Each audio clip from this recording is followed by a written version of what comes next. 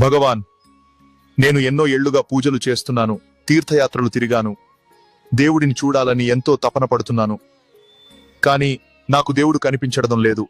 నా ప్రయత్నం అంతా వృధా అవుతోందా? నాయనా, నిన్ను నువ్వు తెలుసుకోకుండా బయట దేవుణ్ణి వెతకడం అంటే ఎలా ఉంటుందో ఒక చిన్న కథ చెబుతాను విను. ఒక వ్యక్తికి రాత్రిపూట తన ఇంట్లో ఒక బంగారు ఉంగరం పోయింది. ఇల్లంతా చీకటిగా ఉందని అతను బయట వీధి దీపం కిందకు వచ్చి ఉంగరం కోసం వెతకడం మొదలుపెట్టాడు.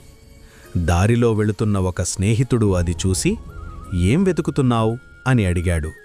"నా ఉంగరం పోయింది, వెతుకుతున్నాను" అన్నాడు ఆ వ్యక్తి.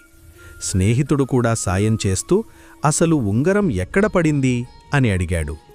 అప్పుడా వ్యక్తి, "ఉంగరం ఇంట్లో పడింది, కాని అక్కడ చీకటిగా ఉంది కదా, ఇక్కడ